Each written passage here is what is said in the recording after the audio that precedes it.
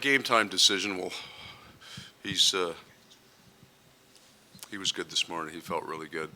We'll get him a nap this afternoon and get him through the warm-up and make a decision then. Coach, going back to last year's playoffs, this team's been such a good road team in the postseason.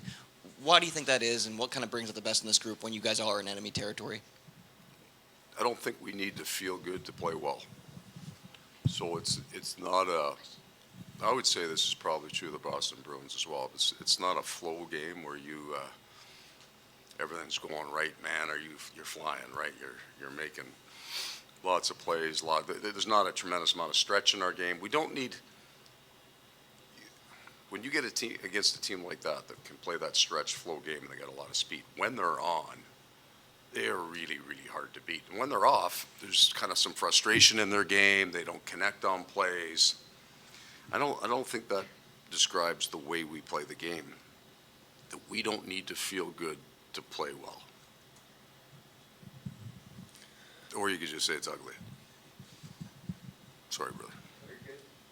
So, I mean, how are you going to follow up that physicality that ended Game 2 in a building that's going to be very intense with the Bruins team that's going to look to chase you guys after what happened in Game 2? Yeah. I didn't feel that. I think this is, and I understand it, it's interesting that you get 200-point guys fight at the end of a game. That's a great story, right? And then there was a scrum at our net, and there was a scrum at their net, and actually that was about it. Like there was way more action in a much shorter period of time at the end of Game 2 here last year, right? They had won the first game. We had I think we'd won that one late, like it just got out of reach. And there were 2 minutes ugly. It was nasty there for a while. It was like it almost got like that last game. I think it's going to be really physical. I got two things in my head.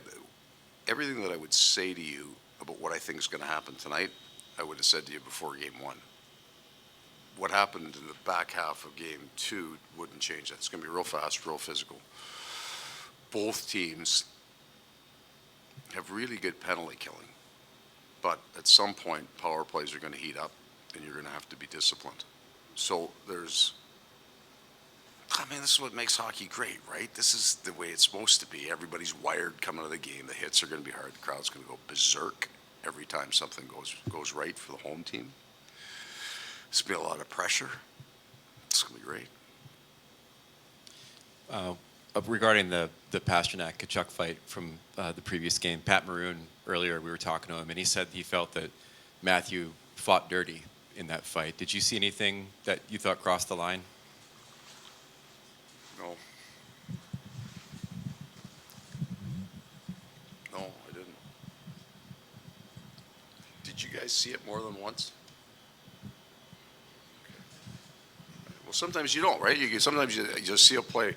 And you see it once, and it's either not important to talk about or it's not exciting, and I get that. And then if you watch it like a bunch of times,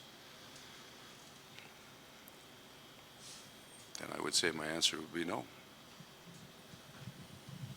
Getting back to playing here, you've been a good road team all year, but you won here 3 times in the playoffs last year. Does that give you some comfort in playing in this building because you know what it's like and you had success here?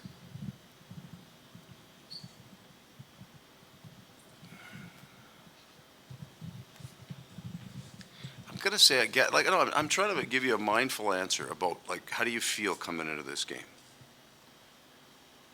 I'm gonna say yes, but it doesn't matter. And I'm not trying to hedge this or qualify this so I don't get the other team excited. We didn't beat them in the regular season this year. They beat us 5 times, and that had nothing to do with Game 2, right? Like it doesn't matter, or where it was. So we beat them up here 3 times last year, and none of that will matter once the puck drops tonight. But we're not coming to the rink going, shit, we never win here. It's like how are we going to do that? I don't think anybody's coming to the rink thinking about the game that way anyway. This is going to be really exciting.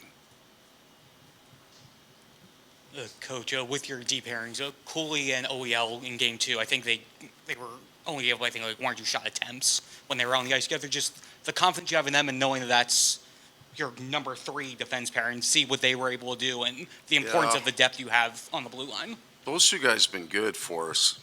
all year, and they've got a real nice chemistry. With the advantage we got two veteran guys in kind of the 5-6 hole who are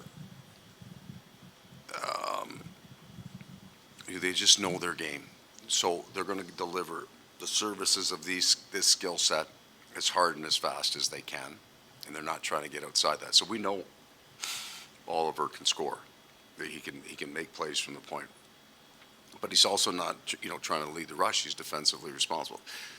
I'm beating the hell out of this. My point is, they're really good veteran defensemen that don't try to play outside themselves, and because of that, they can become pretty reliable. I mean, if Sam is ready to go tonight, I mean, how hard is it going to be to make a decision on who to take out with how good those lines have been? Yeah, it's going to be a problem. It's one of those. There's no easy answer. So I've thought about it for a while. I mean, because we had a pretty good idea that Sam would be back almost at this time,